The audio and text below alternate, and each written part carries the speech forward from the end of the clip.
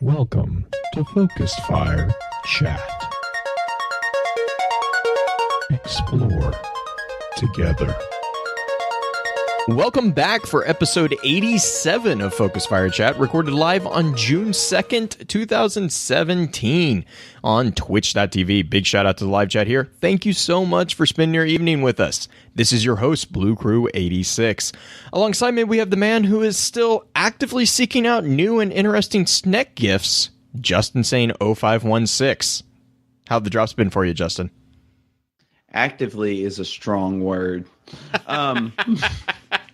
No, the drops have been actually amazing. I've been playing more video games in the past 2 weeks than I have in like the past 3 months. That's a good change. Playing lots of Titanfall. Yeah, I've been playing Titanfall 2. Oh, preparing for a conversation that we're going to have. Yes, and some Overwatch. And I managed to hit 400 on my Hunter on Destiny. Nice. I finally got the ghost drop I needed from a Crucible package of all things. So yes. Space biscuits. Mm-hmm. Well, Mel is actually working. I was talking to her earlier, and she got back from, I think it was Fanime? I believe it was Fanime. And she got back and basically had to go right to work. So she is working while we're all playing around here. So be sure to let her know that we still miss her over on Twitter at The Wind of the Stars. And then from the depths of the madness-inducing mind maps, we are joined by our favorite Gunter, the one and only Green-Eyed Music Lover. Green, hope you're doing well. How's the week gone for you? Not too bad. Just been a little crazy cleaning up a new to us kind of car. Have you guys ever used a Bissell before? Like those little vacuum spray sucker upper type things? Oh, so like a vacuum. Yeah, but it sprays out fluid. It's like it's a steam cleaner. It's not steam though. It's just a shampooer. So like a Stanley steamer. Yeah. I've done like 8 of those in this car just to get all the gunk out. So it's been kind of a ongoing project. But I finally got the thumbs up from the wife tonight saying that it smells nice now. So it's like, yes, I can stop being crazy about cleaning. Nice. Yeah, because I remember I was messaging you earlier, and you're like, hang on, cleaning out a car. It's like, okay, all right, cool. Oh, man. So, we had something happen this week that you should probably check out. We have a new website. Yeah? Justin? Yeah. Okay. www.focusfirechat.com. So if you have not seen that either in Discord or over on Twitter, be sure to give it a check. Just give it a glance. We have a few new aspects of the website that we're hoping to kind of build out. One of which is we actually have a place for Green to put all the book summary, book notes for each month, and try to kind of give an idea of what that month's conversation was or what we're talking about. And maybe we don't really know what we're gonna. Green, are you gonna put like outlines up, or are you gonna do summaries? What are your thoughts on that one? Right now, I'm doing kind of a review type format for just me. But we can totally start make it happen. We could totally start putting up summaries and stuff like that as a review. Sheen said that she wanted to see if a book is Focus Fire approved before she picked it up and read it. Oh, like Oprah! We could be the next Oprah. Yeah, I give it like a reasonable goal. I think that's a reasonable goal. How many? Okay, so is it like 3 out of 5 Galahorns, or is it only 2 out of 5 Galahorns? So Kasheen actually was saying like do like the crosshairs. So do like 3 out of 5 crosshairs, and if it's 5 out of 5, it's what was the word? She's like, you come up with a gun term. That works. That works too. She was like, do something like it's dead in the water or something. I was like, I don't think that. Or but you could do rare. Yeah, common, there you go. Common, rare, legendary, and exotic. Yep. This thing is I want it to be more of a. I know the dogs are just. They're so excited. It's been a thing here. Oh yeah, mom's home. It's been kind of a whole thing this week, but I want to make sure that if we're going to do like Focus Fire approved, that it would be kind of a voted on type thing rather than just me saying it's like, hey, I kind of like this or I kind of didn't like it, because it's everybody's thing, not just mine. But it is kind of. Yeah, 4 out of 5 barks. 4 out of 5 barks from the dogs. There we go. Yep. Done. That's our rating system. Yep. Yeah, so we'll definitely be kind of fleshing that out. We also have now an area for people who are interested to actually submit articles on lore. We have been requested, and I have opened up an area for if you have any fan fiction or, story writing behind the scenes of your particular guardians within Destiny. We have a place for that. We're going to start calling that area of the website the Destiny Legends. And then we also, yes, we do have a Spinfoil lounge for anyone who wants to write articles for Spinfoil. With the disclaimer that is Spinfoil and by no means is associated with Focus Fire's True Thoughts. Justin. Come on, man. Dragon Theory, write it out. Dragon Theory, yeah. Put the Dragon Theory up. Okay. And then we'll need to get the pay and scale. We'll do the pay and scale, and you can put it on each article. Oh boy, the argument about pay and scale. So yeah, but I mean, basically, this is going to open the door to allow. We already have Bjorn and Infested Potato and Mecha Drizilla, who do the amazing prose submissions when we do a particular topic, the subclass series that they've been doing. We have those listed up on our Facebook page, and I've linked it all into the website. So if you head to the website, you should be able to find all the different places. Much easier. I've been told that it's much easier to kind of navigate through where things are now. We also have a quick introduction to basically our team, the podcast team, and then also the moderators, who are a huge, huge part of everything we do.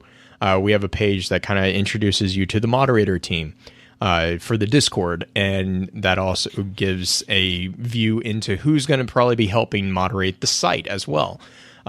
We have, I believe, Rhino is going to start also publishing his lore cards on the site there. So if you see those posts on Twitter and have interest and want to, kind of read those in a single shot instead of throughout multiple tweets, we're going to have those there.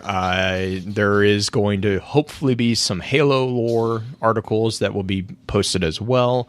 So we have a potential for, a really cool site to go up. And that really stems from everything that you guys want to submit. So yeah, it's all connected to the Podbean site as well. So we're not shutting that down. We're still with Podbean. That's all still going to be there. This is just a site that's on the surface to allow a more easy access to the different aspects. If we have our T-shirts all up there as well. I'm trying to think, did I miss anything? But the awesome thing is you don't have to go to the Podbean website anymore if you don't want to. You can go straight to www.focusfirechat.com.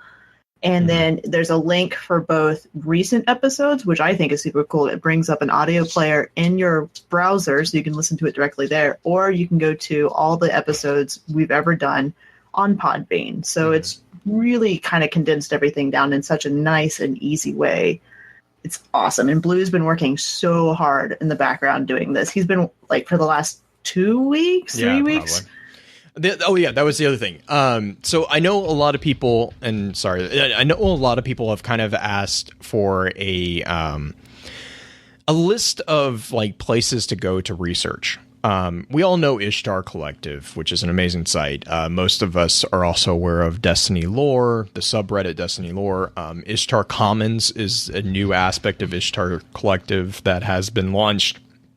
That's kind of a message board forum over on Ishtar Collective. If you have not looked at it, be sure to go look at that. But the easy thing that I tried to do is I tried to collect all the stuff, all the sites and all the sources that I personally use when I'm preparing notes or when I'm looking for something, or if I'm, if I remember something but I want more detail. these are the places that I go to first to kind of see if they've already delved into it or to get, resources. I've collected all those and put them out on the website as well. It's on the resources page, which is underneath the podcast menu. If you click on the podcast menu, that's the last tab down. And that is, something that a lot of people have asked. We also have an integrated Google Calendar feature on there. So if you have any questions about our schedule, we have that in there as well. So you can subscribe to the Google Calendar, which I've mentioned that a couple times in Discord. If you use Google Calendar, we have a Gmail calendar that you can actually add into your calendar so that anytime we do something, I always make sure to put it on that calendar so that, we know that's going on. You can get notified of as well. So that's a new thing that we're trying to do as well. And then, oh yes, I have a countdown for the Guardian Con, and for, there's this game coming out later this year. Some of us are kind of excited for that. Countdown's on there too. Minecraft 2? Yeah, Minecraft 2. There you go. Done. We're changing topics. All right, so now we're going to talk about Minecraft. The lore of pig zombies. The lore of pig zombies. So, yeah, that's pretty much my past 2 weeks. If you notice, I haven't been in chat quite a bit. That's because pretty much all my free time has been dedicated into fine-tuning the basic outline of the site and making sure that it's somewhat viable. Hopefully, it'll stand up to the releasing into the wild that we did this weekend. So just head over there, let us know what your thoughts are on it. We have a contact tab as well, which should make it a little bit easier for everyone to email us. You can there's a link that will open up an email, or you can just fill in the contact form already built into the website, and it'll shoot the team an email and let us know that you have a question or theory or whatever. So with all that being said, you guys got anything else you want to jump into the chat? No, I think we're ready to go. Okay. Mm-hmm. All right. The topic of today's chat is going to be a look at the updates to the lore we have about our beloved city. I asked Green to put together a high-level summary of the topic, and this is what she had to say. What is home?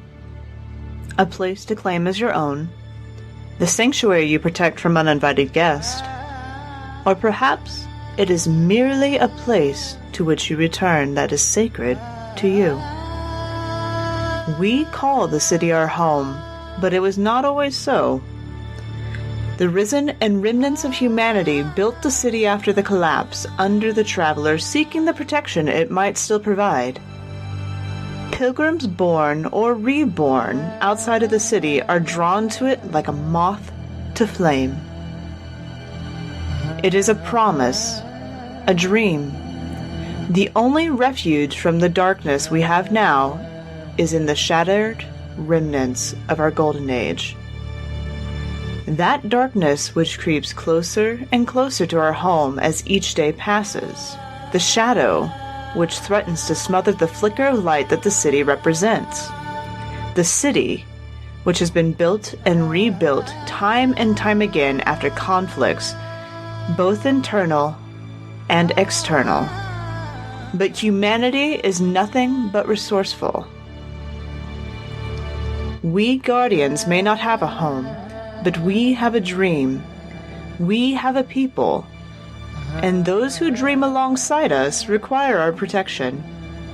The families beneath the once great traveler are our people.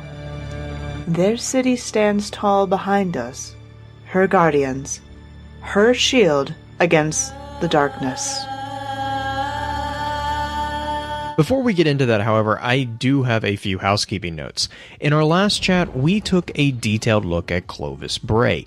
If you missed that and have any interest in hearing our thoughts, please be sure to check out www.focusfirechat.com for archives of all previous chats, as well as links to the other aspects of Focus Fire Chat out in the internets. If you don't mind, please give us some feedback on iTunes to let us know how we're doing and to help us continue to grow. As many of you already know, Focus Fire Chat is a cross-community gathering where the intent is to offer a week-long, in-depth view of a particular subject from within the lore of Destiny and other games. This chat begins every Tuesday morning and runs until the following Tuesday, with topics decided by the group via a poll that begins every Friday and ends on the Tuesday morning of the new chat. Every Friday at around 10 p.m. Central, we get together to stream a recap of the previous week's chat for those who are unable to participate. Please be sure to also give some support to the other podcasts in the Guardian Radio Network, found at theguardiansofdestiny.com. These include Guardian Radio, the official podcast for the Guardians of Destiny, Guardian 1, Ghost and Echoes, which also has the Destiny audio Grimoire, and the network's newest edition, a non-Destiny focused podcast, Paragon Radio. Our next chat's going to be a dive into the updates that we've received in regards to the Guardians themselves. But with all that, let's go ahead and dive into the information and thoughts that the community had about the city. Lorebot, let's go. Query Grimoire database. Results found. Displaying on screen. Thank you, Randy. I think we could probably, before we talk about the city, we could probably start with the Dark Age. Oh, it was a dark time for everybody. The Golden Age burned bright, and the night that overtook us after the collapse was swift and total. The tally of suffering may be beyond comprehension, but the city lifted itself from the ash, gathering survivors. Guardians rose to challenge alien hordes. The Dark Age swallowed so much of our history, but hope never died. Ooh. Yes. And in all the great trailers that came from the D2 reveal, we got to see some pretty cool glimpses of the Dark Age, didn't we? The concept art of the building of the city. Oh, it's so pretty. I've been so good. I might have spent a couple afternoons just watching or just looking through ArtStation because they finally released. They finally released all those. I love that they make that available too. I know. Oh my gosh, I know. Even the stuff that like isn't officially used, like there's a bunch of concept sketches, right? Like this is stuff that like that you can see the thought process on some of the artists' portfolios. They'll show you like the I don't want to call it behind the scenes, but it's kind of like their works in progress of the different things, so you can kind of see the direction that their thoughts go. And oh my gosh, it's some of the coolest stuff. I mean, I still think that one of the best behind the scenes video streams that Bungie has done recently was that art stream, where they were talking about like how they created stuff, like the creative process of that. It was fascinating. And because, coffee makers. Right. What was that over? That wasn't over Suros, was that? That was the Chevy. Suros was the F1 race car. Braun coffee maker was I can't remember what it was that they were talking about, but like was it the Vex Mythoclass? Something like that. But it was because the smooth lines of the Braun the Braun coffee maker. Oh my gosh. Yeah, and Angel in chat, the Art of Destiny 2 book.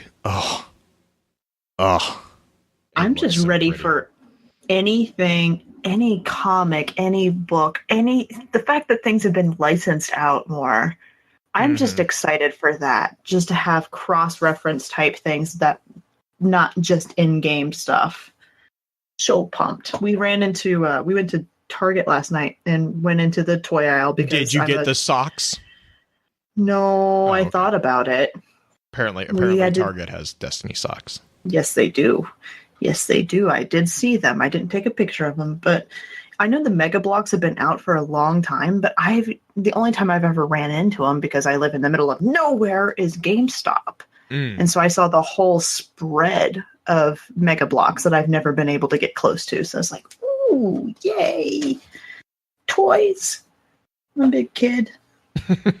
But Yeah, just all the cool stuff that'll be coming in. The art book. I mean, they did have the Destiny 1 book, which I own. Yeah. I got that one. I need to break down and get that one. It's not bad. I It's know, not no, bad. I know. It's just a matter of like finding a place to put it. So, but really quick, we've talked about the city a couple times. I think, not. So I call this an update episode simply because we have technically talked about the city. And I mean, obviously we've talked about the city in relation to other episodes, topics, but we never like really like it. It's been a while since we sat down and specifically talked about the city. Actually, I think the city and factions was like one of our first episodes. So it's been a while. A lot has happened. We have kind of a fleshed out timeline, which is, Justin kind of introduced us with the Dark Ages. But, with Rise of Iron and the Age of Triumph, we actually kind of have... Now, I can't give you dates, obviously, because it's Bungie. But we know that... So what it all started was with the Risen, which is with the rise of the Light Bearers. And then that led into the Iron Lords and the Warlords. We will probably talk about this a little bit more next week because we're going to be talking about the Guardians particularly. But then we kind of got into the founding of the city, and which also was the fall of the Warlords. So we kind of see that with the Dark Age kind of ending. And the City Age starting up. And then we kind of had the faction wars. The Fallen kind of appear in mass and attack, which leads into the Battle of Six Fronts. Twilight Gap, Osiris is exiled during that period. You have the Great Disaster at Mare Imbrium. And then we are introduced. Our Guardian is introduced with a Guardian Rises. And then what happens then is the vanilla storyline. So that's the Vault of Glass and the fall of the Vex, kind of, with the Black Garden and the Vault of Glass. That leads into the Dark Below, which is us taking on Crota. And then that takes us to House of Wolves, which is Skolas and the fall of the Fallen. That's a really weird sentence. But that then takes us into the Taken King, which everyone is probably familiar with, which is the fall of Oryx, and basically the Hive. We've kind of neutralized air quotes around that. Not really, but kind of. We've curbed their appetite for the moment. And then that delayed them. And that brought us to Rise of Iron, which is kind of the rise of the Fallen again, but it's also the release of Siva, which is an interesting component as well. And we've talked about Siva quite a bit. But then we come to the Age of Triumph, which is where we are currently within the game. So very, very broad timeline. Oh, and then, Destiny 2, we've seen the rise of the city. Now we're going to experience the fall. So we kind of know where this particular story kind of ends. However, every ending is just a beginning. And so, new legends will rise as the kind of the catchphrase of Destiny 2, which I still am like, I just thinking back to Destiny, it's like Destiny has become legend, and then Destiny 2 is new legends will rise. I'm like, but we already did. Where did our old legends go? And we're still alive. Yeah. Which, just anyways. So there's a lot of spin foil speculation on that one. So amazing if right before they closed down Destiny 1, if on one day, no matter what you did, no matter what you were doing, where you were playing, you just got killed. Yeah, permadeath, just dead, permadeath. And then little did all you know, Destiny servers shut down until little did you know when you play Destiny on this day, you're playing permadead Destiny. He's so amazing. Oh man, think outside the box, Bungie. That'd be great. Direct all salt towards Just Insane 0516. Think about it though. Everyone would have that story of how they died to end this 3-year journey. They'd be like, I was AFK and a Dreg killed me. Done. Rip. Like, Yeah, I jumped off the ledge at the tower being an idiot. Done. There would be a Destiny Dumb Ways to Die video. Yes. Yes. There needs to be. But There yes. does. There needs to be. I can play that song. I was about to say. I love that song. It's so funny. But yes. God. No, I'm with you. I'm completely with you. On that. So yeah, I mean that's like the rough timeline that we've gotten with especially the Age of Triumph. The Rise of Iron did a huge amount of kind of, as much as the Rise of Iron kind of muddied the water on some things, it also clarified the general picture on others. And honestly, I'm a big fan of the clarifications. I think the discrepancies that we've noticed because we delve so deeply into the lore is just meh. I'm not. They're not like, to me, they're not breaking anything. So great. So that I mean, that's the basic timeline. Do we have any new information that you guys think is worthwhile to chat about with the Dark Age in particular, that we won't be talking about next week? No, I think that pretty much just, I think all of our discussion of the Dark Age this week will just be kind of setting the table for the City Age. Okay. Well, and kind of speaking towards the setting of the table for the City Age, Green, do you want to grab the ghost fragment, the Dark Age? Sure. Excuse me. Ghost fragment, the Dark Age.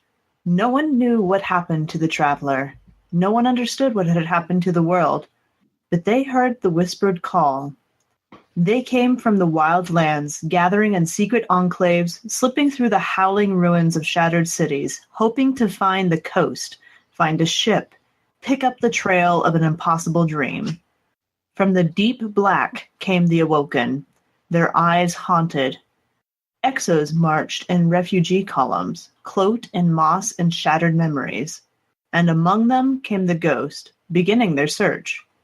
It was a time of vast suffering and terrible evil, but there was one hope, the promise of a refuge beneath the traveler. Dun, dun, Yeah. dun. I mean, it's just that whole everyone's drawn to the traveler.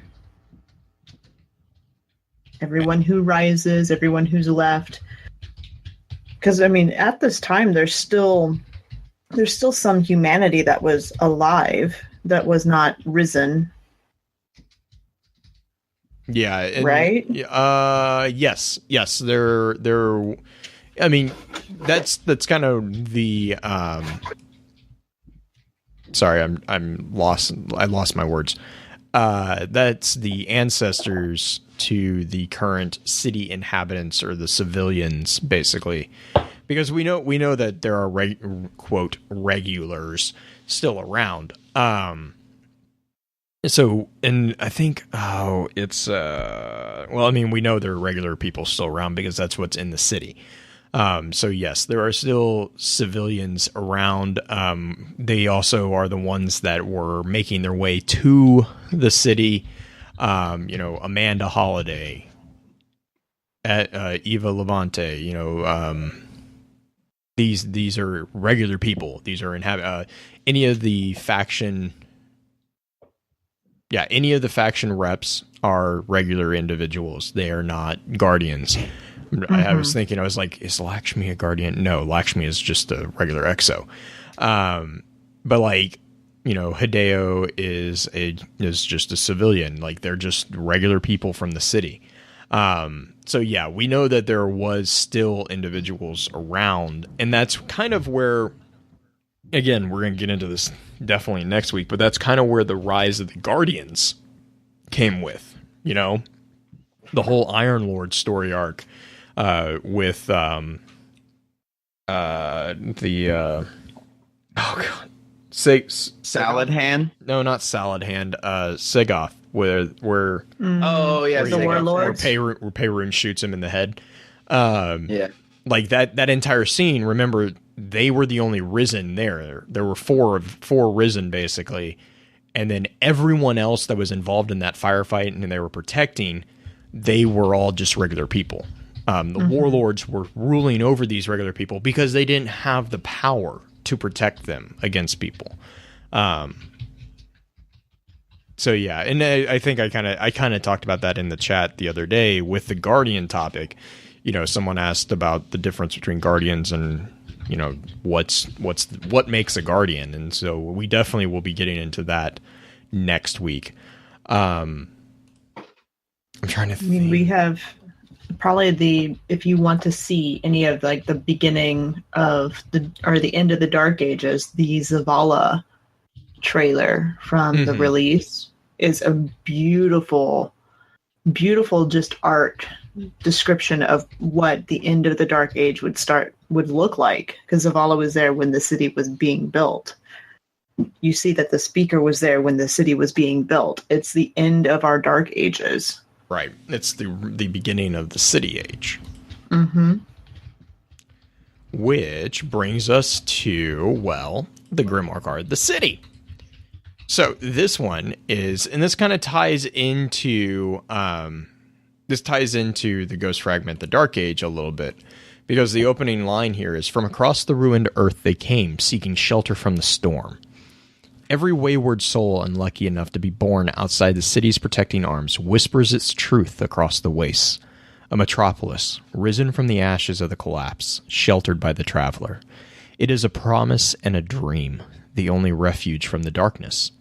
The city is a thriving walled ecumen, rich with languages and traditions of every surviving human and neo-human culture. The city's population faces real challenges: inequality, fear, scarcity, and the specter of internal strife.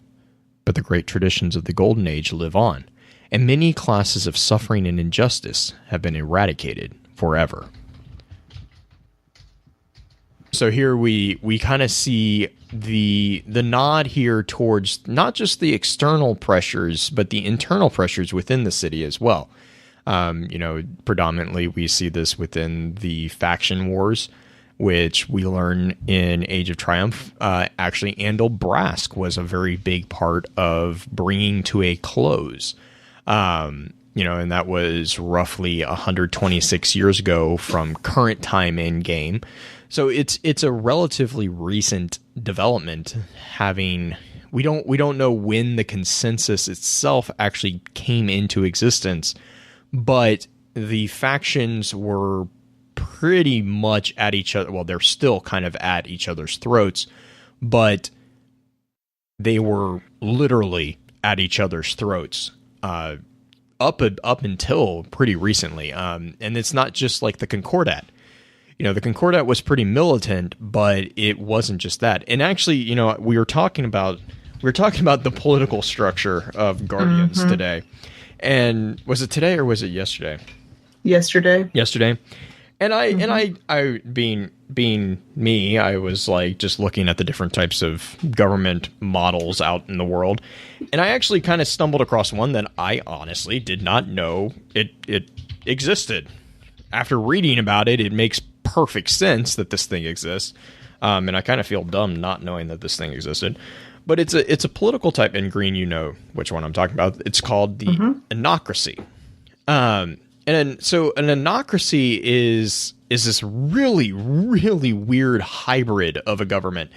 It is a regime type where power is not vested in public institutions such as in a normal democracy, but actually spread amongst elite groups who are constantly competing with each other for power, which should, if anyone who is paying attention to the factions, sound pretty familiar.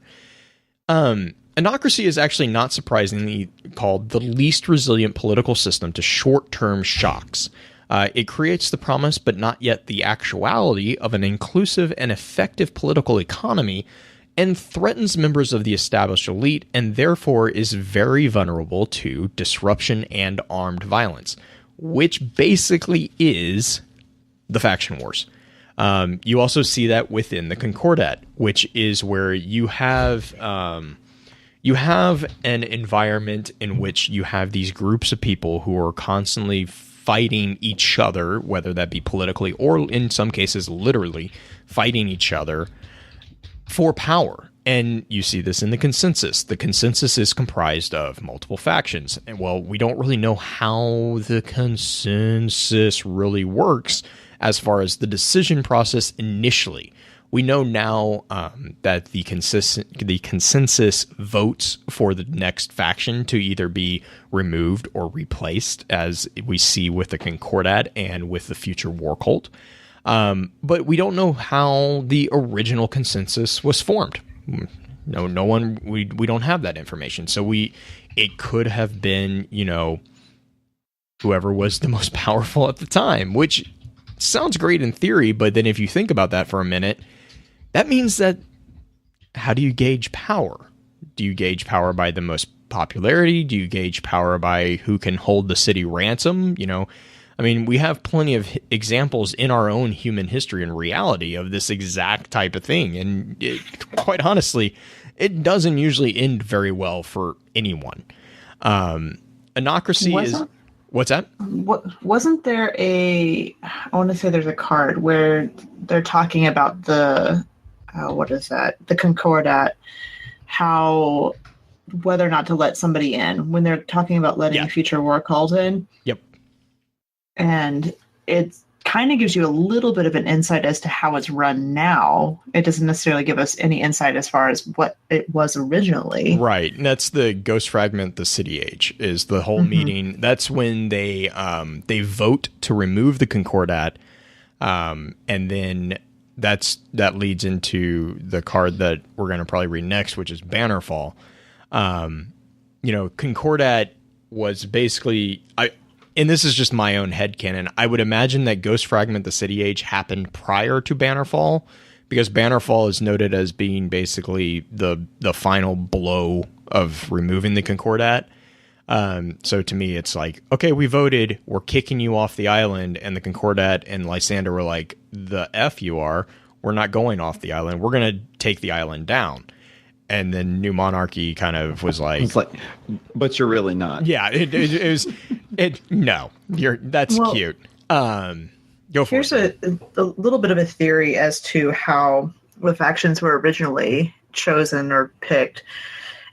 Based off of the needs at the time. Think of it kind of like factions of like glass blowers and ship makers and stuff like that. Thinking back to like a Venetian era, where each of them have their own essentially union without calling it an actual union. Those factions, they have political clout and they have power and they can control the economy. They can control a lot of things within the city themselves, and whoever has the most power would be part of this group. And I can't remember what that group is called right now off the top of my head, but it's kind of like a semi-ruling body without actually being politically involved too high up as far as king or actual democracy, whatnot.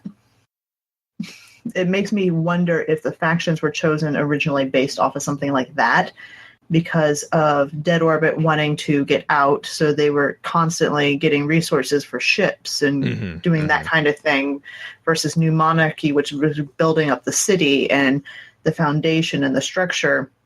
And then you have the Concordat, which is the militaristic fight, kind of all altercations back and forth all the time. That kind of seems like the basic structure of a society that's just building. Right, one that wants to leave, one that wants to stay, and one that wants to fight. Whereas Future War Cult is kind of the toss-up one that comes in later. Yeah. We're going to fight no matter where we are. Right. Right. It doesn't matter. But that's just my theory, that it's based off of kind of the purposes of each of them rather than picking and choosing. Right. Just because. And I would agree, because faction, like the literal definition of faction, is the small organized group within a large one, small organized dissenting group within a larger one, especially in politics. You usually have like the left wing faction of the party or the right wing faction of a party. you see, this is kind of the clique or the caucus or the cabal, or that's a fun one, or the grouping, but and this is the literal definition of cabal, not the enemy faction, right? Cabal. So like a faction is exactly that. It's a grouping together of certain ideologicals or ideologies, and then a segregation between those ideologies in which it's the human condition. Like if there is always going to be something that creates a us and them, like it's just human brains operate in it. I mean, you see that today, even right. I mean, it's like even in a utopian society, you are going to have a segregation of the society. Like there's a division of labor. There's the division of everything is divided. Humanity as a whole has grown based on the survival traits of, I hate to say it, but stereotyping. Stereotyping is and this is not the political stereotyping. This is just the concept of stereotyping is a hereditary and instinctual thing that allows humanity, and actually any animal, to identify something strange or something alien to their own. Right. I mean, something dangerous. Right. Exactly. Yeah. It's something that could potentially threaten their existence. And that is the point. That is the instinctual level point of a stereotype. Now, when you put it into political thing, that's when it kind of gets dangerous. Look at the Holocaust. Now, it's a very bad thing. It can be a very bad thing. As long as human beings persist on being unique little snowflakes and being different from one another, and there's always going to be people who identify based on similar traits. Correct. And we're such a varied, a varied species that there's always going to be an us and a them. It doesn't matter what we do until we're all the same. I want to iterate real quick. It is not inherently a bad thing. Well, it's literally a very natural thing, because at the most basic level of when you are learning something, the very first thing that you do as a baby is this similar or is this not? Yep. That is literally the very first thing. It's a binary equation. Same or not same, on or off. That's all it is. And then from there, we start to make connections and then categorizing. Then the child learns the word no, and it all goes downhill. And then everything is constantly off. Binary of zero, constantly. Unless it's food. Unless it's food. Yeah, then this podcast has devolved into a game. It's devolved into a game of which one of these is not like the other now. Exactly. So. But with the concept of factions, that's it's a base human psychological factor. Like stereotyping is a base human thing. Now, can you rise above it? Yes, you can rise above it, and that is when you get things like the consensus. Like that's where the idea comes from. And so the consensus is literally just a combining of realizing that they need each other. Right. Yeah, it's someone said in enough already. Right, but in a way that is a rising above of, because if you didn't rise above the stereotypical behavior, you would have the faction wars. Right, which is where they're basically trying to eradicate the other people instead of working with them. So the way I like to think of it is, think of our democracy as it exists right now. You have the machinations of our democracy as it exists, and then you have special interest groups. Well, think of that like the consensus, and in Destiny, the special interest groups have guns. So they'll shoot spaceships. And space magic.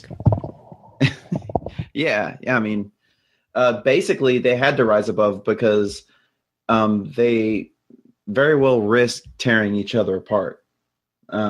Which is what I kind of imagine the conversation with Andal to kind of be. Is kind of like, guys, you guys are going to literally tear this thing down. You're going to burn it down. Wins. And then, then no one. You're doing the Fallen's job for them. You can be the king of scorched earth.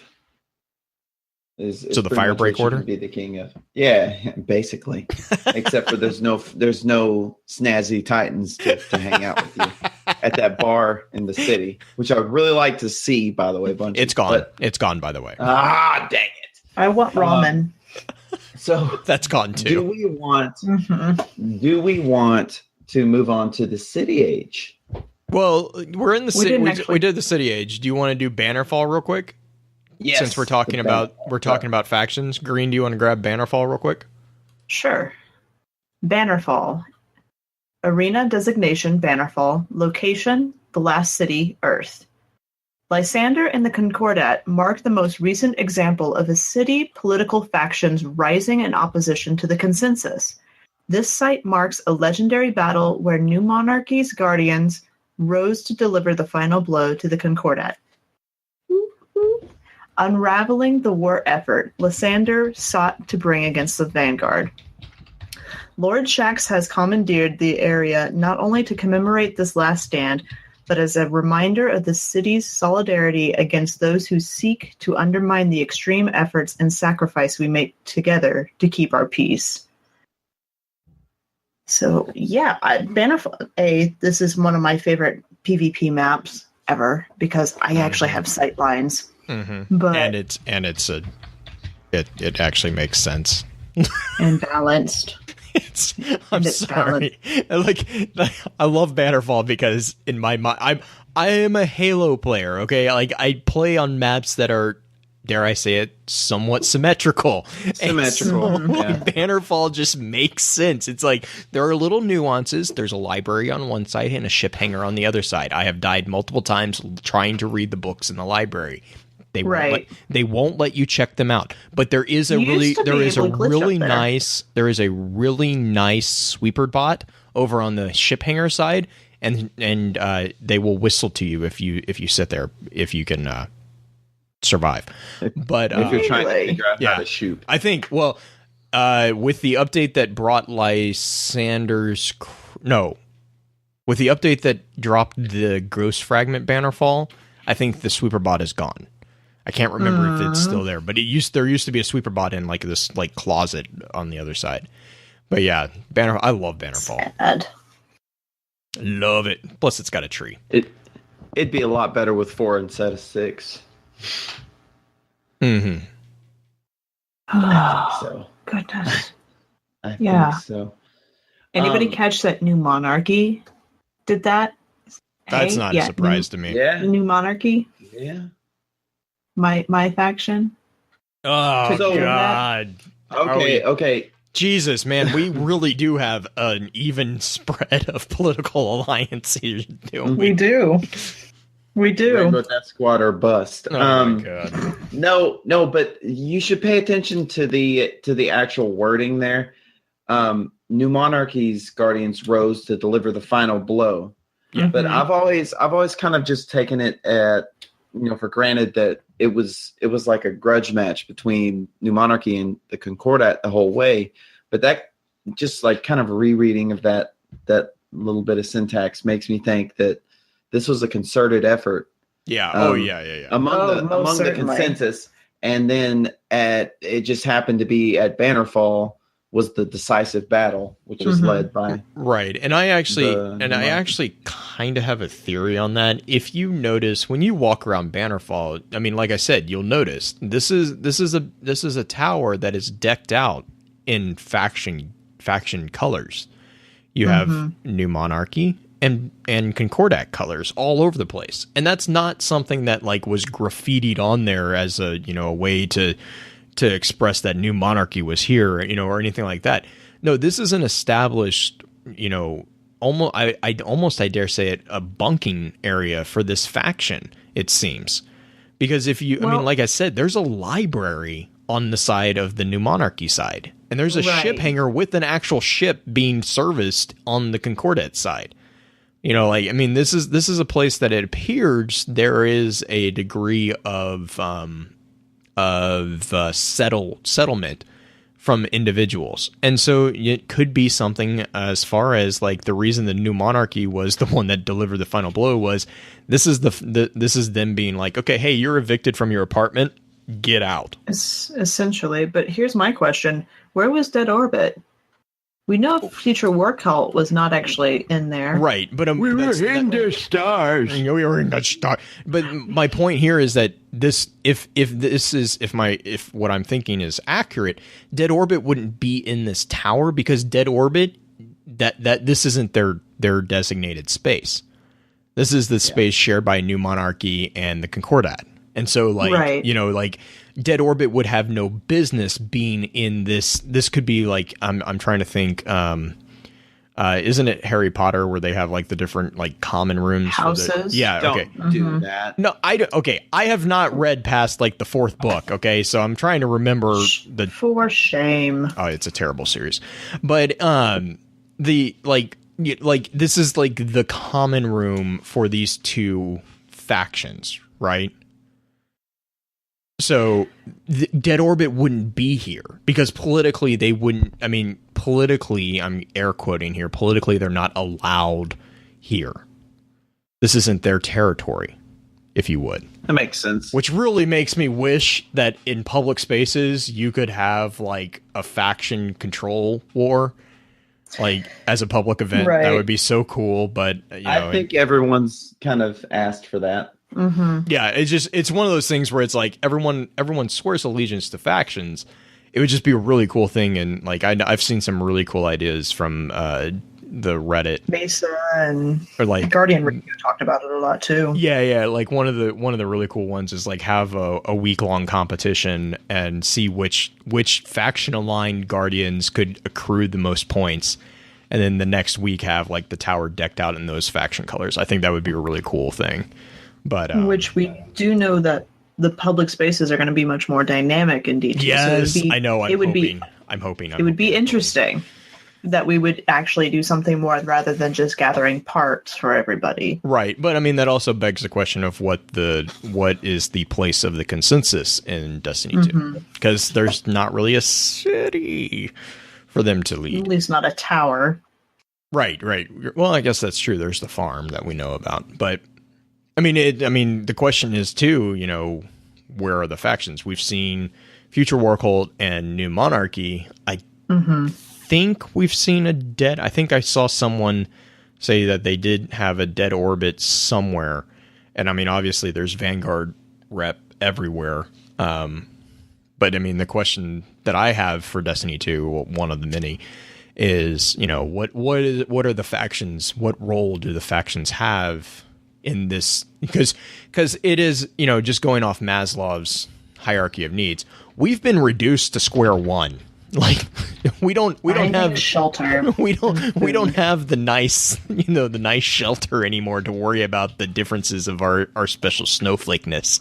We're worried about just surviving. So right. Going back to Bannerfall though, thinking about the Concordat, they're on their side. On the Concordat side, outside of B, there's a box that has a banner that has been fallen and draped over the series of boxes. That is a Concordat banner. Just kind of showing either, I don't know if they're just draping everything because they like the color green, but I just started noticing it a lot more while I was playing because it's like, ooh, shiny. It's very bright. Yeah, the Concordat green is that really ugly, like neon green stuff. Hulk, that's the Hulk smash emblem. It is the Hulk smash emblem. Pretty much.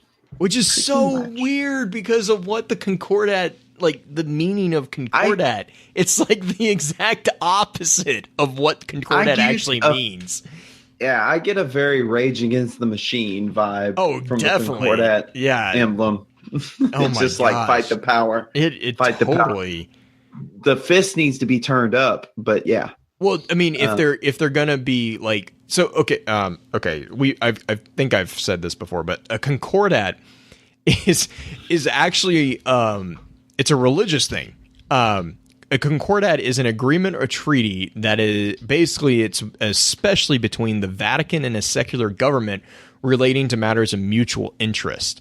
So basically, it's an agreement in which the Vatican in the medieval world and the secular governments would come to basically a compromise. It's a convention between those two people, and so it's a mutual benefit. Whereas the Concordat in Destiny is kind of like this like warmongering anti-tower, anti-guard, like not really anti-guardian, but anti-vanguard-esque group.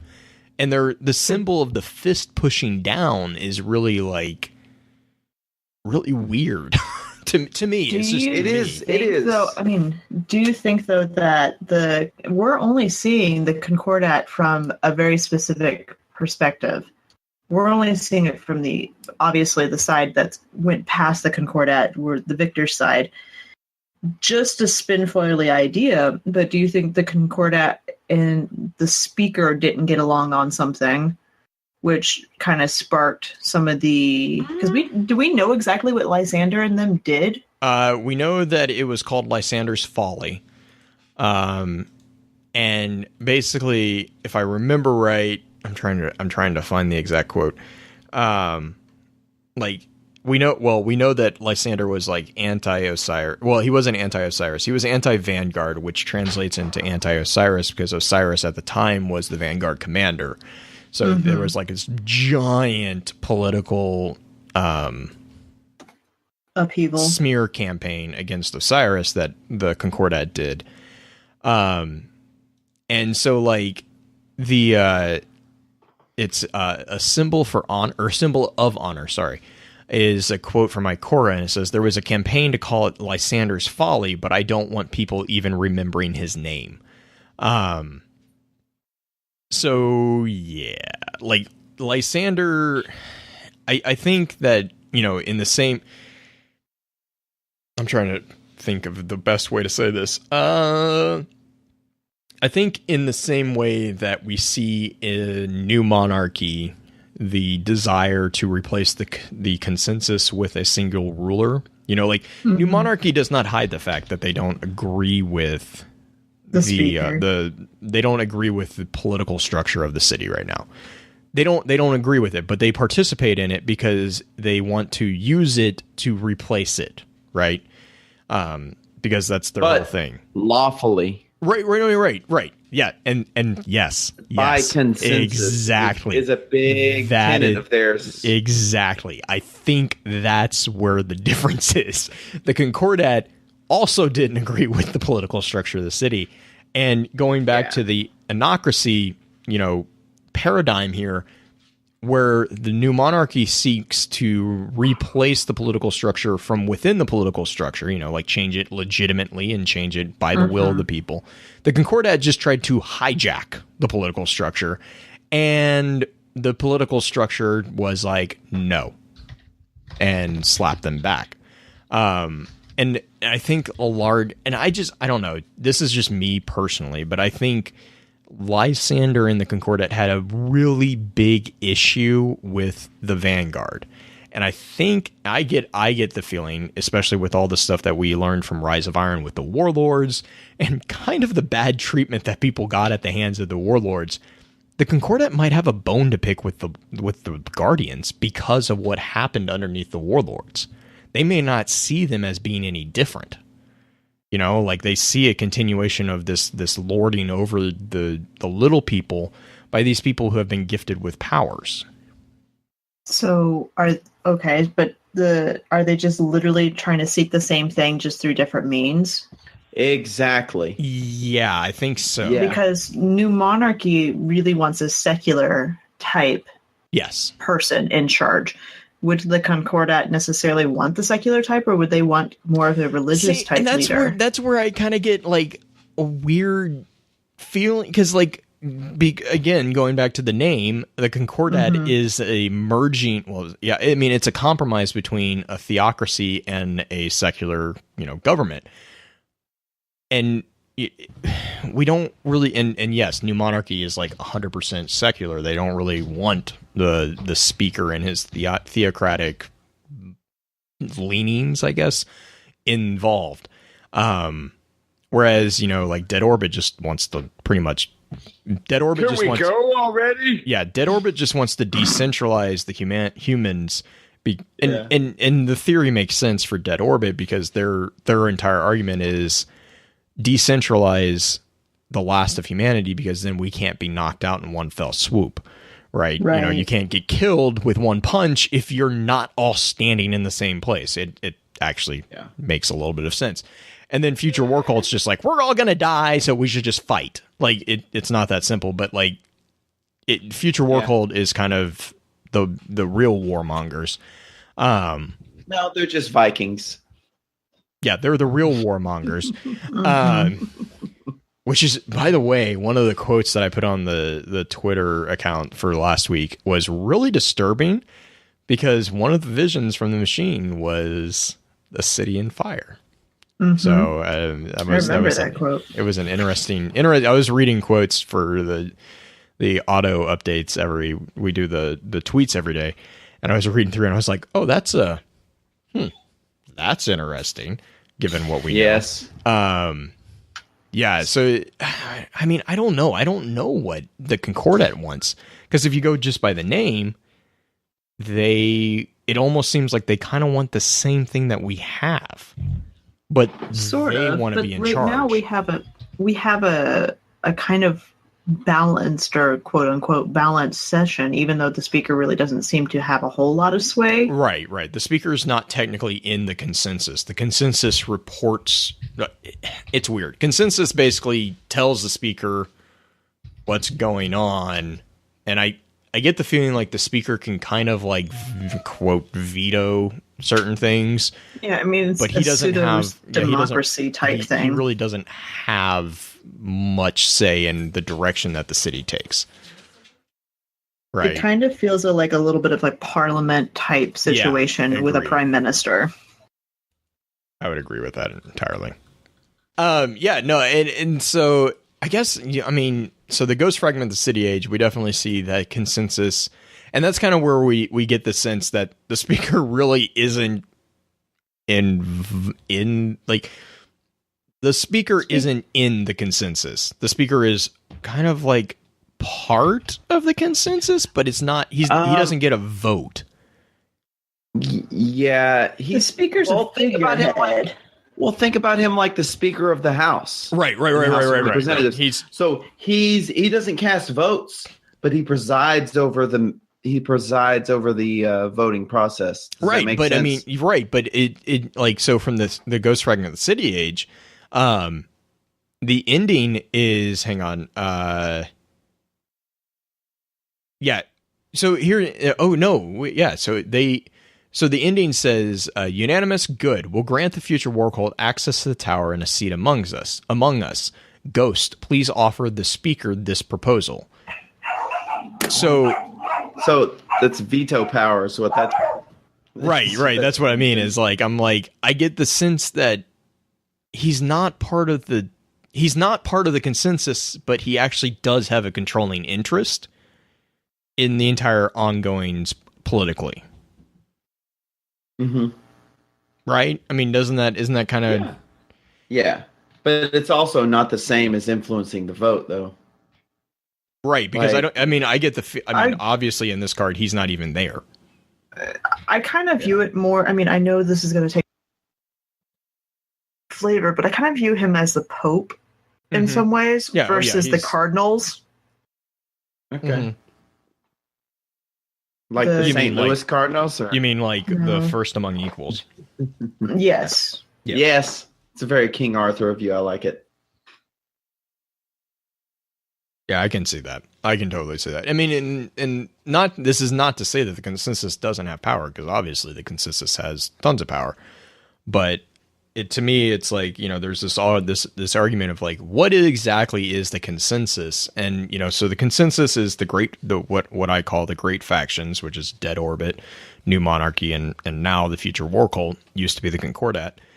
And then the Vanguard seemed to be involved somewhat, but we don't know, are they actually voting? Do they have voting interest in the consensus? What are you guys' thoughts on that?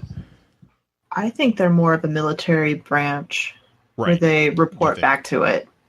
Okay, so you think they actually report to it They don't Zavala, because I mean Zavala, you know, seems to be voting in the Ghost Fragment City Age card. That's true. I mean, this is just me. This is just me I'm reading thinking it that way. Yeah. Right. But I'm thinking like it's kind of like not necessarily a war council, but think of like a defense council type thing. You're going to have multiple people from different walks there. You're going to have your secretary of whatever there, and they all have a say. Who's the Secretary of Education? I really need to know this. Cade. Right now? Okay. No. Ikora. Yes. Can you imagine if Cade was dodgeball all day? Shaq's are in charge. Actually, I don't know. Cade would actually be kind of a I think interesting teacher. Yeah, I think Cade would actually do better than most people give him credit for. Mm-hmm. Teach by doing. Yeah. I don't know about that. Don't teach by doing the opposite of what your teacher is doing. So actually, we also know that from time to time, the consensus actually entertains, I don't know if you want to say spectators or contributors that aren't necessarily in the consensus. Right. Because do you Text Mechanica. That, and I mean, are we considering Shax a member of the consensus? I really don't. No, I don't think. I don't think the Crucible is involved in the political decisions, because the Crucible is purely for the Guardians, right? You know, like normal humans aren't involved in it. But whether you view the Raise Lighter card as being Shax is included in this meeting, or Shax has burst his way through the door, which is probably more probable because it says next order of business, the growing city foundries. Bang! What madness is this? But yeah. I mean, there's two options here. It's like either Shax is part of the consensus and they were trying to meet behind his back and he caught them, or he's not part of the consensus, which makes more sense. Which makes more sense to me is that he's not part of the consensus and he hears from Zavala, or he hears, you know, that they're doing all this and he's like, "Are you idiots?" Like, but yeah, oh my gosh, I could see. I think it's the latter, but if it's the former, oh my gosh, that would be hilarious. You told me we were meeting at Applebee's. Oh, Jack wants to TGI Fridays. I want my baby back, Guardian. That was amazing. Gosh, yeah. I mean, speaking of the foundries, that's a pretty important part of the city. Oh my gosh, the foundries, they're so cool. The foundries are actually like special interest groups, aren't they? They're like lobbyists. Well, the weapon foundries are, yes. Yeah. And actually, we do know the textile foundries is where Hideo comes from. Yeah. They're not all. Some of them are probability kilns, but most of them. Oh my gosh, the probability kilns are like the most infuriating things because I want to know more about them. Right. But that would be a fun thing to know more about, whether or not it's an actual like spits out random things, random number generator. I still want to know what's up with the 3D printer beside Banshee. I love that thing. That is just so funny. I remember when I first like really recognized that as a 3D printer. I was like, hold up. Whoa. Is he 3D printing weapons? Like, is he actually? Which, if you think about it, is probable, given what Glimmer is. Like, given what the Glimmer does. Like, yeah. It's like, but I was like, are we seriously at the point? But yeah, it's the plastic. The plastic. Which actually makes me really worried about the guns that we use. How do they not melt? Space plastic. Space plastic. But I mean, yeah. So we have the textile. I think it's Hideo came from textile foundries, probability kilns, and work cooperatives. You have foundries that are humming with energy. It's just like there's a ton. And if you're ever just standing at the tower and look out at the city, you see like main thoroughways and basically highways throughout the city. And this is not a small city. Look at some of the amazing concept art, that we were talking about at the beginning of the episode. Look at the concept art of the city itself. Like, just go look at the city, not for Destiny 2, but for Destiny. This is a massive city. Like, it's a very big city. And I mean, Justin and I have our own theory about what the probability kiln is. It's a cat with a jelly toast on it, but we all know that. Yeah. I thought that was canon. Yeah, Schrodinger's cat. No. What is it? God, what is it? Is it the cat with the jelly on its back, or the toast on the back? Yeah, the cat with the jelly toast on its back. Is it Hitchhiker's No, Cat? it's from a Heinlein book. It's called Variable Star. Variable Star. And they wonder what this relativity drive, how it works, and one of the relativists gives the explanation that they basically strap a piece of jelly toast, jelly side up, to a cat's back and throw the cat in the air. Since the cat must land on its feet and the jelly must land jelly side down, the cat spins infinitely, creating quantum propulsion. Which would be amazing. It's not only amazing, it's completely probable. Check Discord. What was the other? Wasn't there a Mountain Dew commercial that did that? Or some, like, there was an energy drink that was exactly like they did that. They had oh my gosh. But yes, that's the probability. Solving quantum physics. And by the way, if you like sci-fi at all, you should read that book. Wasn't that Star Robinson? No, that's something that was Spider Robinson co-wrote that. Yeah, he finished it from an outline he found of Heinlein's. Okay, right. But he wrote Variable Star, right? He wrote it. But Heinlein outlined it. Okay. I was like, it was from an outline they found in the Heinlein estate. Oh man. So yes. It'll make you understand all this stuff much better. Not at all, but it will be worth your while.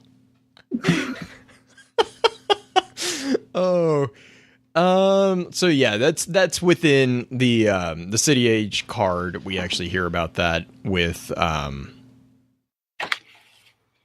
let's see, the end of it. Do you want to grab the factions card, Justin, real quick, since we were talking about factions there? Let's do this thing. They've done more good than harm by most calculations, which is exactly what I want to be in my eulogy. He did more good than harm. Done. In the city's earliest days, various factions vied for the hearts and minds of the refugee masses. Power struggles threatened to shatter an already tenuous existence. The following conflicts, known as the faction wars, brought the city to its knees. When the chaos grew intolerable, a gathering of guardians fought to end the conflict. The new peace brought a new order. The city consensus and the speaker ruled together, and the surviving great factions worked through civil channels to pursue their agendas. That order still holds, but as the city reaches out into the frontier, the factions see new opportunities everywhere and a chance to win over guardians to their cause.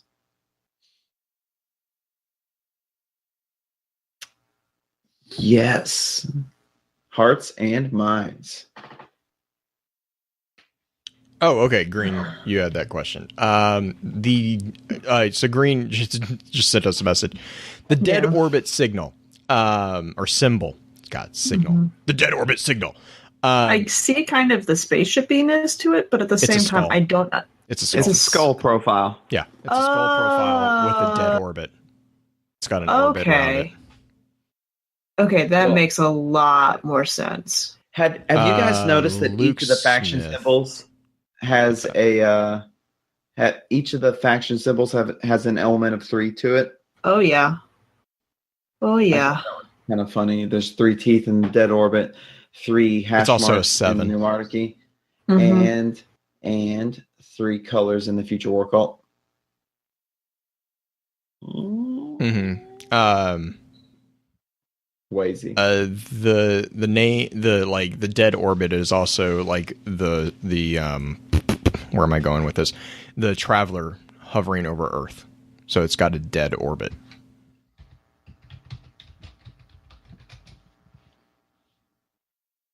Okay. From the same symbol that we're looking at in the factions card, or are we looking at one of the other ones? Hang on, let me pull up the faction card real quick. Because the faction card is the skull faction card profile. doesn't have the circle around it. It doesn't have the circle around it? Okay. Mm-mm. Oh, yeah. It's just the skull profile. That's the skull profile. If you look at the one that has the circle around it, like the standard, if you look at the dead orbit card, that image that has the skull profile, which is very often associated with it, but then it also has the actual dead orbit, and so that large circle with the smaller circle outside of it looks like a fidget spinner. That smaller circle, a lot of people kind of attribute that to being the traveler, so it has a quote dead orbit. That makes sense. Mm-hmm. And then like the different emblems of dead orbit all have references to skulls, if I remember right. I think all of them do. It's the Endling. Oh god, the Endling. God, it's such a terrifying concept. It's not terrifying to think of the Endling. It's terrifying to think that you will be him. Yeah. It's like that's exactly what it's like. Wait, hang on, what? Yeah, so I'm the last. This is the pinnacle of humankind. Crap. Oh god. We're screwed. I should have done more sit-ups. Cannot be the hero of the story if you don't have abs, Justin. Come on. I know. I've got a 1-pack. It's just a keg.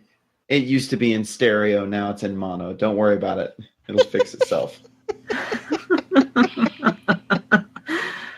Oh man. But like, okay, so talking about the symbols for all the factions and the fact that all of them have a representation of 3, but they all also somewhat represent their factions in and of themselves. Yeah. Like the new monarchy is like the balance of power with the triangle and everything, the sharing of power and whatnot, and just having a good base or grounding, since triangles are the strongest of the shapes. Yeah. Well, yeah, and also it's the one of the arguably perfect shapes because of the perfect equality of sides in a, what is that, a equilateral triangle? Yeah, it's an yeah. I don't get the colors on the future roll cult. Like what are with Why the don't colors? You get them? No. What is the significance of the colors? What do you mean? Well, you have what? White, yellow, orange, rainbow.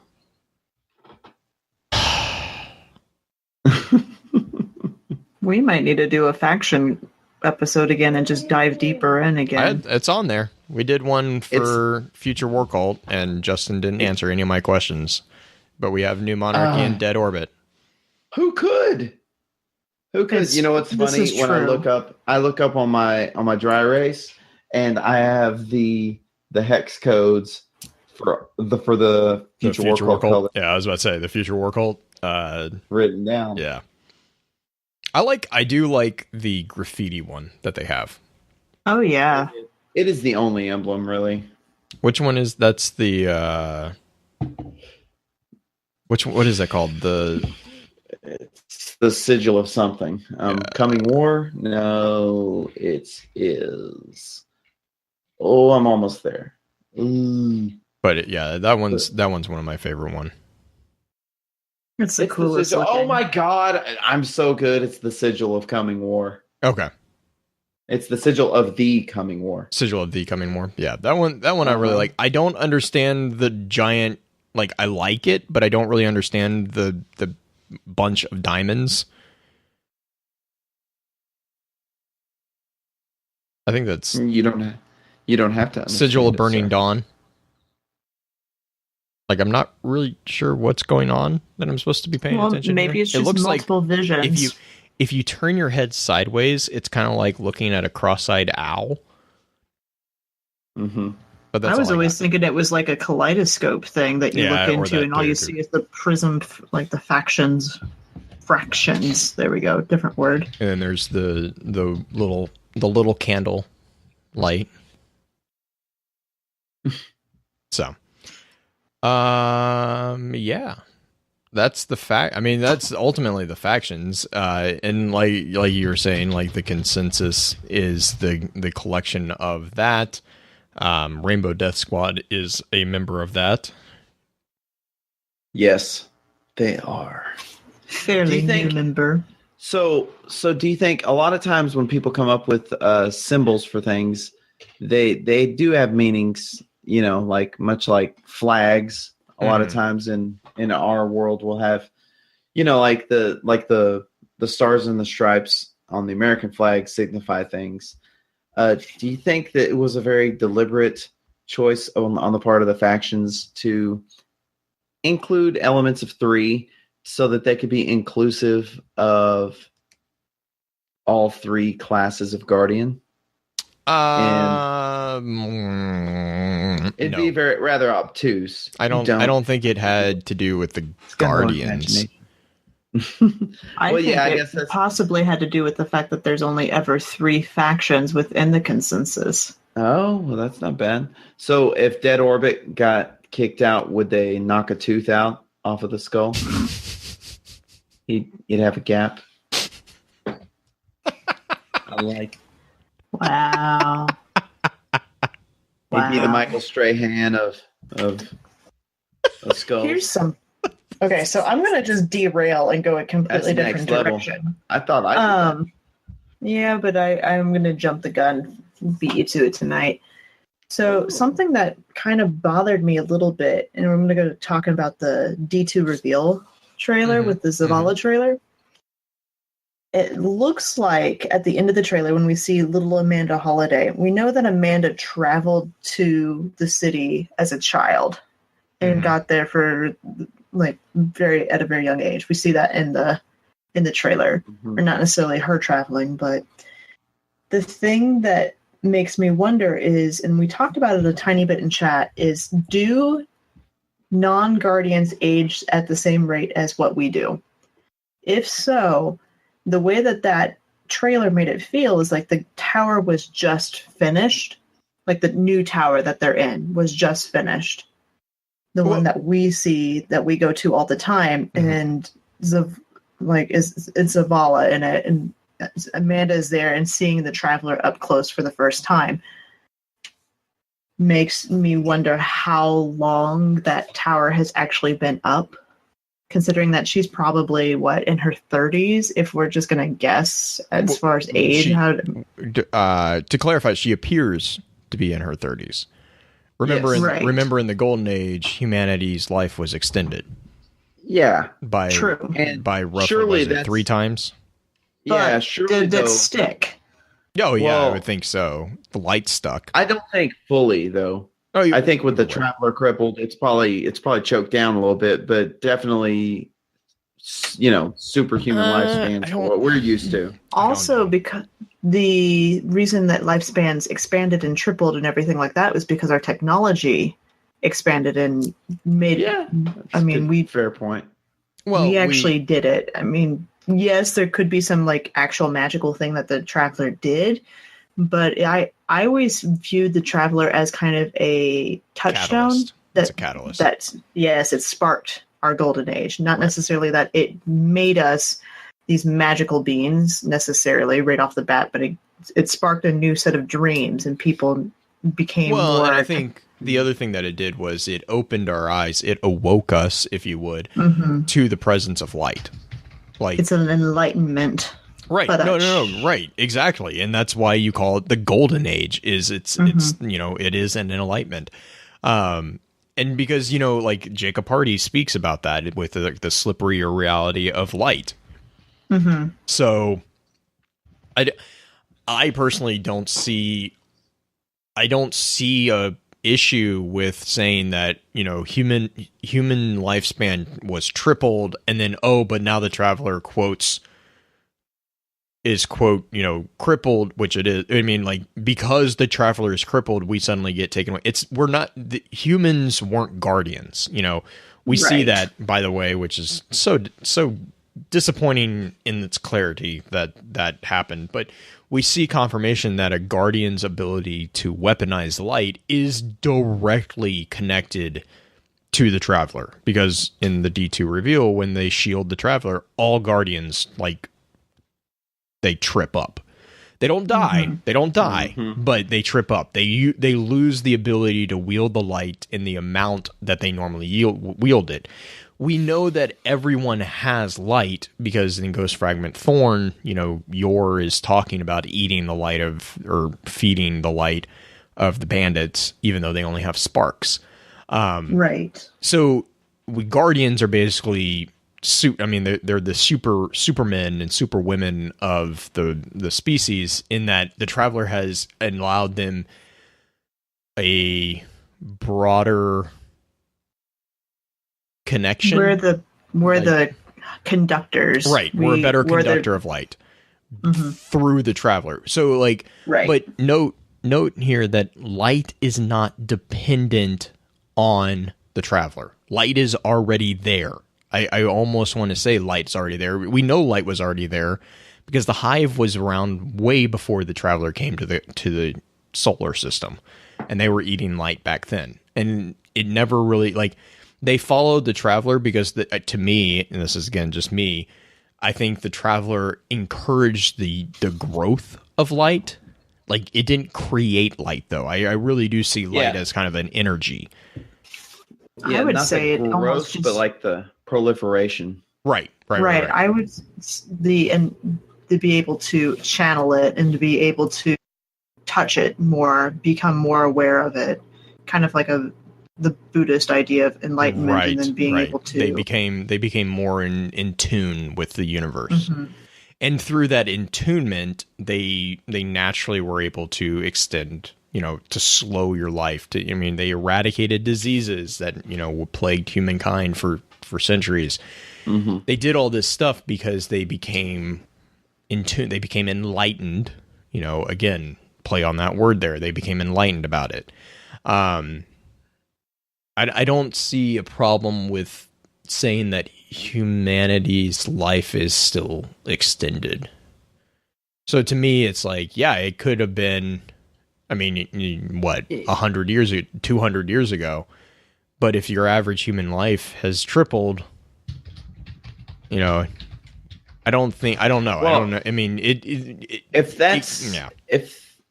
that's due to advances in technology that were instigated by the Traveler, it's not. We lost most of that. Right. I don't think it's just.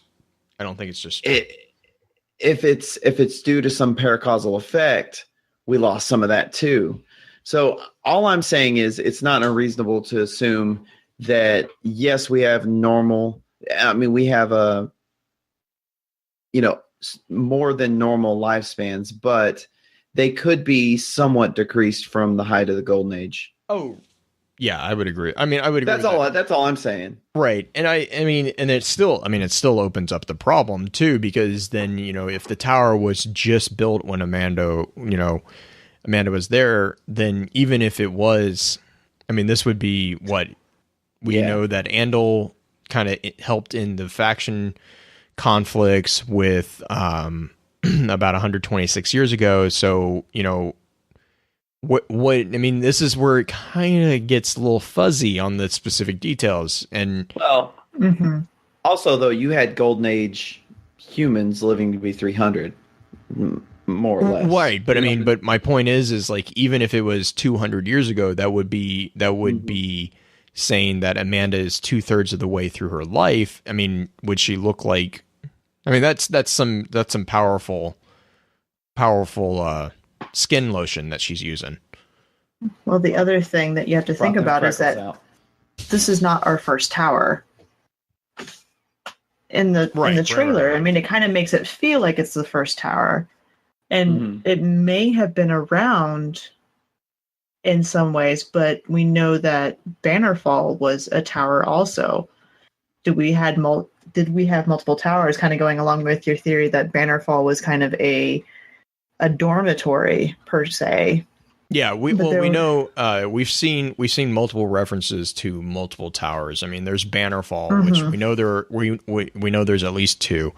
In the D2 trailer, actually, if you pause when they're right before the Cabal blow up the tower, you'll see a map, and there's, I think, 8 icons around in a circle. Now, that doesn't.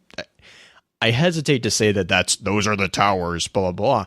But we do know that there are multiple towers around. I mean, you can stand on the balcony of the tower in game today, and I think you can count 7 towers along the horizon, and that's assuming that that's the only towers that that there aren't any more, which I would assume there are. But I would assume that those are all of them. So there were 8 towers, I think.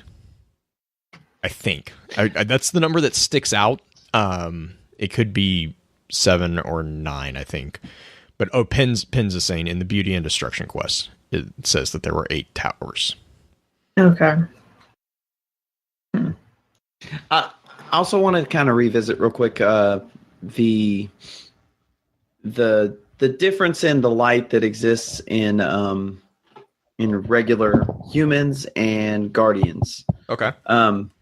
So when we talk about the guardian being the conduit, I think that's probably as close to a perfect real world model as we can get to what they are. Whenever I talk about light and the traveler, I like to follow the conservation of energy model.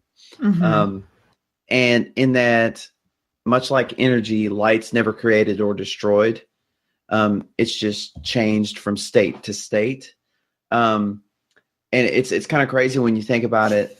Right now in our world, the amount of energy that's in our world right now is comparable to the amount of energy that was in our world 1,000 years ago.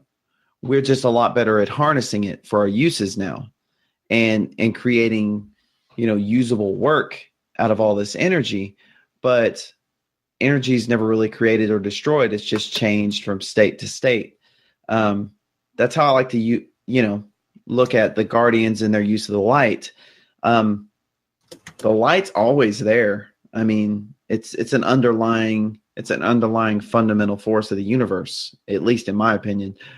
But you have these individuals who are attuned to actually conduct it and manipulate it into usable work. At least that's my take on it. Which makes me beg the question of like the probability kilns and things like that within the city and the glimmer and whatnot. What is that? Just something that we came up with naturally, or is that a manipulation of something else? Or is it not necessarily light? Is it a throwback to the Golden Age?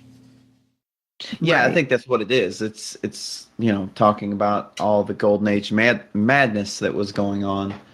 And when the traveler comes and just diffuses the whole area with light, like a giant repeater, think of it like cell signal.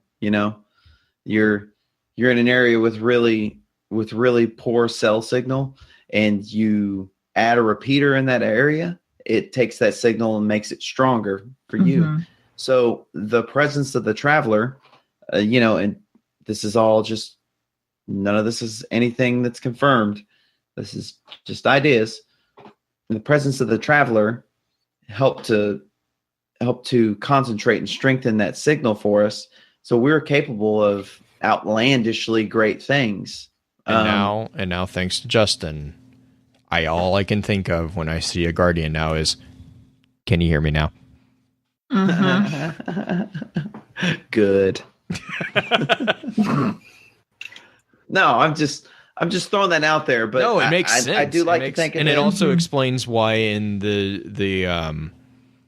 D2 trailer, why when they block it, it's you're suddenly shutting off that what is it, repeater? You're suddenly shutting it off. So your cell phones are like, we're in mid call, we're in mid conversation here, and our cell tower drops us. Yeah, Thanks. you had AT&T. You had AT&T. Now you got Cricket. That's what you got. But it also that's the best example. It also has the potential to lend us some hope in our plight in D2 because it looks pretty hopeless as the starfish of death engulfs the traveler and begins to push it into lower orbit below Cabal Town. But just insane. All hope is not already lost. Ruining terms in D2. The ruiner of things.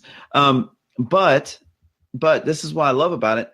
Under that model, all is not lost. Right. The light is there. It's always there. It's you, and you are actually more attuned to it than the normal individual. So and that's why the only one with a decent shot of, because think about it, we're not going to get the traveler back before before the raid, right? Zavala says that.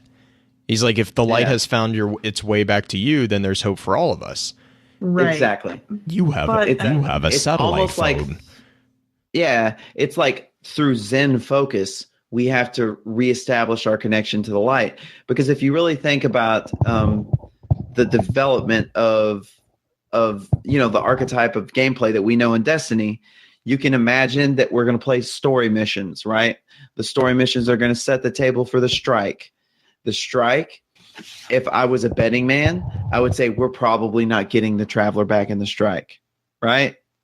That's pretty climactic thing to happen. If anything, we might get the Vanguard back. Exactly. But so then you would ask the question, how in the heck are we going to tackle the raid without the help of the traveler? So under this model, you can say there is hope. We just need to become better conductors. We're pretty darn good conductors at the moment, but we just need to. And now in my head, Guardians are going, I think I can. Exactly. Okay. I mean, literally, the Cabal breaks up the band, and we got to get the band back together, guys. We got to get the band back together. What was that? Yeah. Wasn't there a big giant stuffed animal movie about that? The Bears wasn't Bernstein Bears? No, not the Bernstein Bears. Those were a book. There was a movie. God bless it. Now I'm gonna have is it the animatronic bear type thing from Disneyland or whatever? Not Disney. Who did that? Chuck E. Cheese. Billy Bob's Bear Band movie. I know what you're talking about because they're like a hillbilly type thing. Yeah. Gosh, no, right. It's like it's the most frustrating thing in the world. The Country Bears Band? No. Yes, that is it. That is it. The Country Bear Jamboree? Is it? What was the movie? That was the name of the place that you can go to because they have like a actual animatronic area. The Country Bears. The Country Bears. Thanks, Chad. Thanks, Scrappy. Yeah. I literally want to bring to everyone's attention that this is the most asinine conversation we've ever had on podcast, and I did not start it. I did not start it. I didn't start the bear conversation. I just said we got to get the band back together. Get the band back together, and then I have like the little. I think I can. Can you hear me now, Justin? You are redeemed. Yes. You are no longer the starfish of death. Of death. I love the starfish of death. I always see it as the Hannibal Lecter mask on the traveler. The muzzle. Mm-hmm. It's the traveler muzzle. I have something that is a little less G-rated. I'll share in post stream. Okay. Don't go there. I think I know where you're going with that, and we're not. Me too. So okay, city. So we got the timeline. What else do you think, Green? Well, the timeline's just kind of a pain in the butt just to try to figure out. Right, well, But it's getting better. it is Right, slowly. But I mean, we see that Zavala has been there since the very beginning of the city. We see that the speaker has been there since the very beginning of the city. Was the speaker's ghost there with him when he's proselytizing? I don't You remember? I do not remember. I don't remember seeing it either, but we do know that the speaker has a ghost. Yeah, because we're pretty sure he has a ghost because he has like the ghost that's in the tower, but that could just be, you could also argue that that's just a ghost reporting to him. That's true too, but I mean, I'm pretty sure he's got a ghost. I think he does too, because that ghost feels like it's in the same spot as ours, like over the shoulder type thing, just constantly there. But I don't know. Who else did we see? We saw Shax. And Shax, you see, and I'm just going to get into D2 a little bit. You see that Shax actually had both of his horns at the very beginning of the trailer. Mm-hmm. So we kind of learn a little bit more about what battle Shax loses one of the horns on, or at least we kind of see the battle. Okay, so who do you think that third person was in that scene? I think it's Saladin. I honestly think the helmet is Saladin's helmet, or at least the same type of helmet as Saladin's. It feels like Saladin, even though I know Saladin was not necessarily in the city at that time. Yeah, it depends. He could have been. But, I mean, I think it's Saladin. That's my gut. That was my first gut reaction to it. As far as that trio scene when they all stand together. Yeah, I've seen a lot of people being like, oh, that's Rez Lazir. Which, yeah, I mean, that would be interesting. It would also be interesting if it was Saint 14. I mean, who's to say it's not Saint 14? Well, because he doesn't have the mohawk. But, I don't know. There's lots of different theories out there, I'm sure. Yeah, no, there are a ton. We saw Cade. Mm-hmm. And Akora. Did we see actually Akora? Floating? Yeah, she's floating in the very... So when they're building it... Oh, was she the one that was... Okay. She was levitating and moving one of the blocks. Who else do we see? There's somebody else that's big in the trailer. Oh, gosh. I kind of want to pull up the trailer now and watch it again, because it's been about a week since I've looked at it last. I mean, we have Amanda. We have... Do we see any bots, like sweeper bots? Or anything like that in the trailer? Because I don't remember seeing one off the top of my head. I know they're in Homecoming, obviously, because that's modern day, but I can't remember if there's any bots or any other exos that were really there.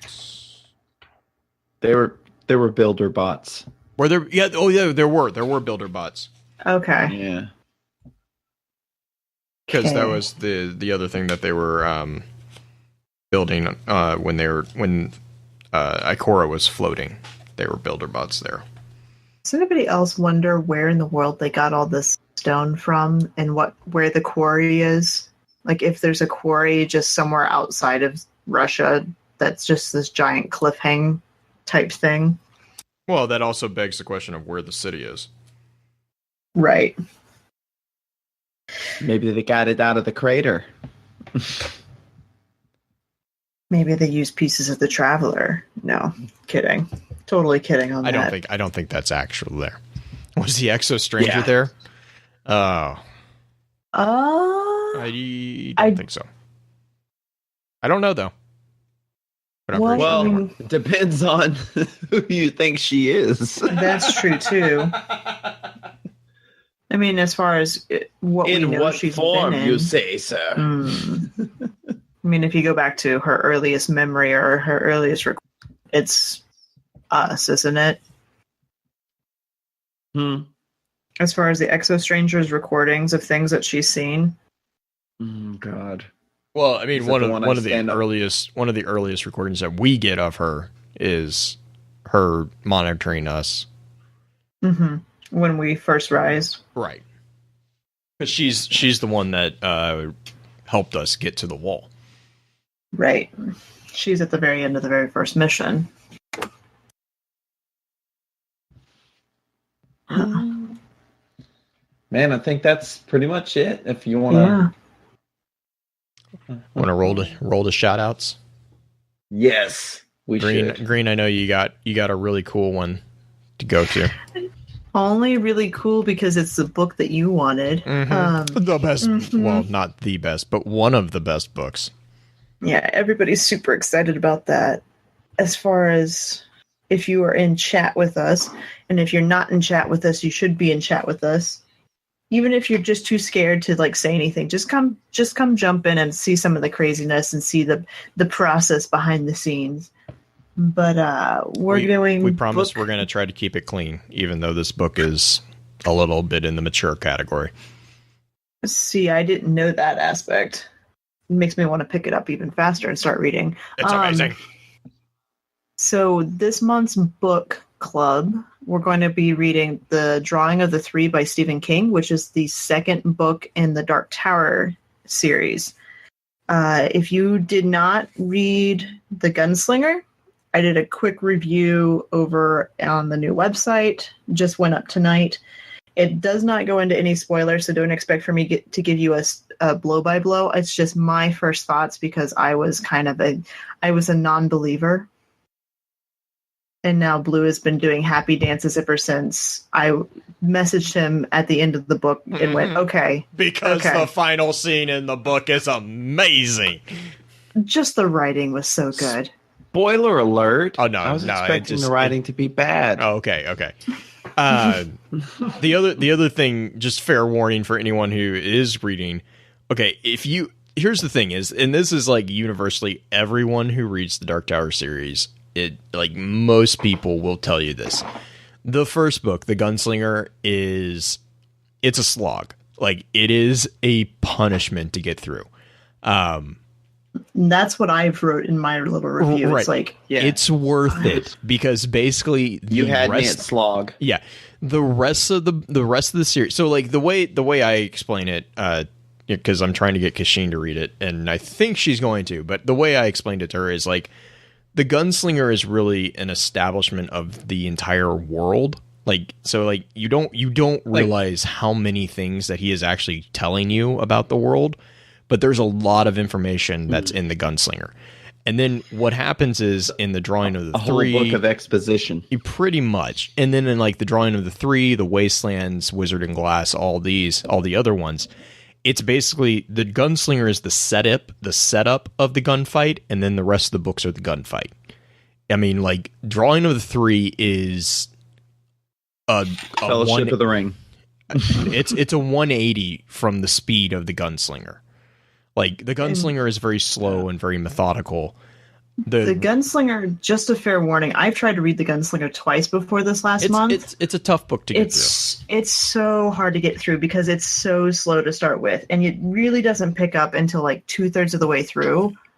And then even then, it kind of drags on. Mm-hmm. And I'm viewing it, for me, as it's a spoiler episode of a story, the ending of a story, or like maybe the ending, I don't know yet, but a spoiler of a story or an episode of a story that explains the incredible amount of detail without giving you any of the background ahead of time. Yep, pretty much. Of what this means. Yep.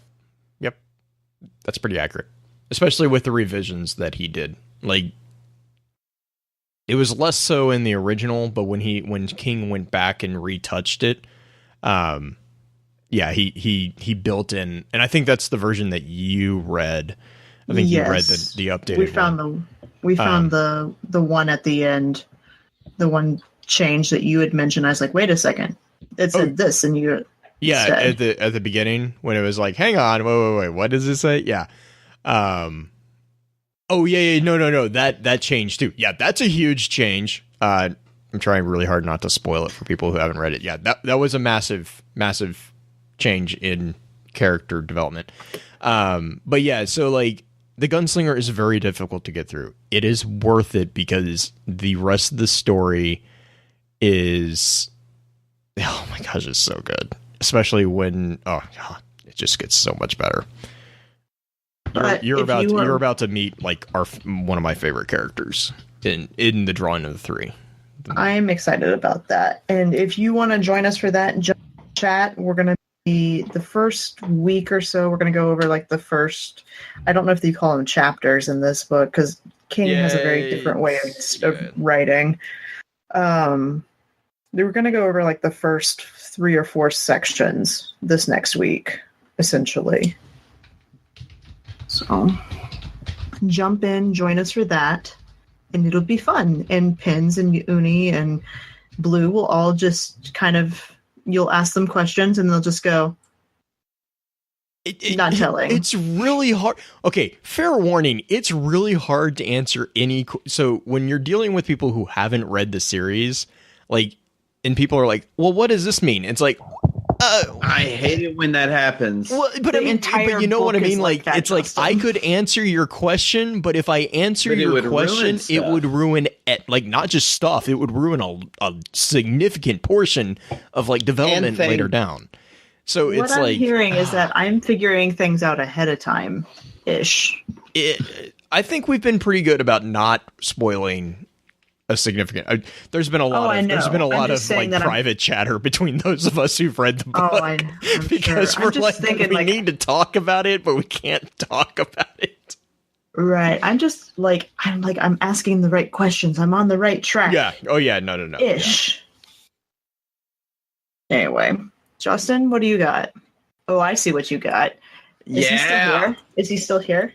I don't know if he is, but I'm going to do it all the same because I know he listens after the fact too.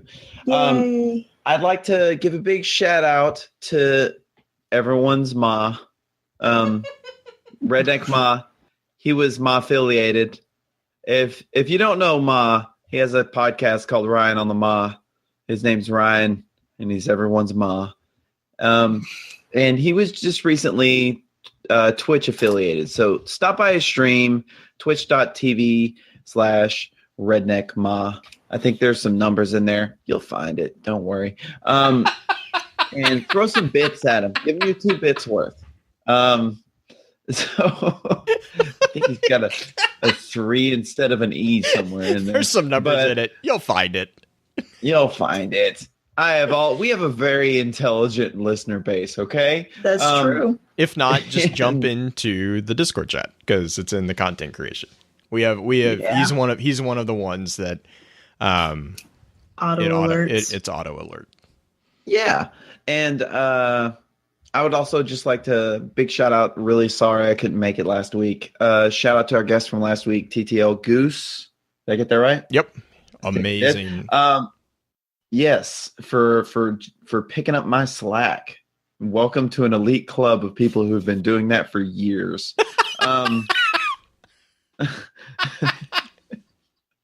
It's also big shout out to my fire team member the last week or so, my son, Gavin. We have been running a lot of story on his character, getting it up to light, and on Princess Sparkleface, my warlock, getting her up to snuff. And I've had some of the most fun I've had playing video games in a long time, playing through vanilla story with him, killing gate lords and stuff. So, all right. Way to go, Gavin. Thank you very much. Yeah. All right. And then a couple big shout outs. New patrons over on our crowdfunding over on Podbean. We deeply appreciate your guys' support. Chocolate Shark. Good job, Chocolate Shark. And then Mtil9616.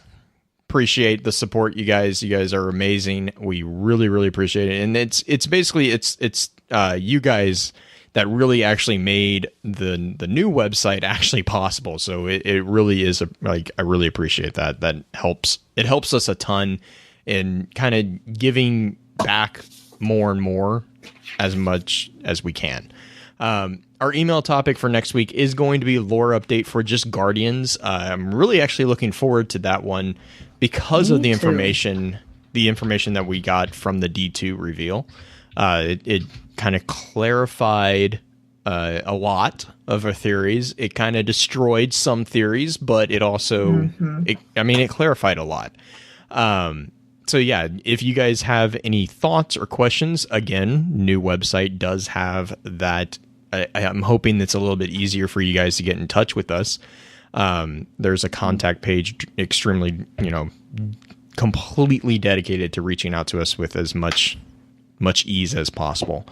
But yeah, that's our email topic for next week. And if you haven't already realized, check out the new site. We're really excited about where the possibilities lie with that. With that, we'll begin to wrap the chat up. Thank you again to those over on Twitch for coming to spend your evening with us. If you'd like to join us for the live streaming of the episodes each week, please be sure to give us a follow over on twitch.tv/FocusFireChat. Links to all our other sites can also be found with our episode archives over on www.focusfirechat.com. Please be sure to email us at focusfirechat@gmail.com with any feedback or questions for our team concerning the podcast, and let us know how we're doing by giving us some feedback on iTunes or through email as well. Be sure to check out our partner podcast within the Guardian Radio Network over on the guardiansofdestiny.com. So, until next time, focus your fire and may your light shine bright.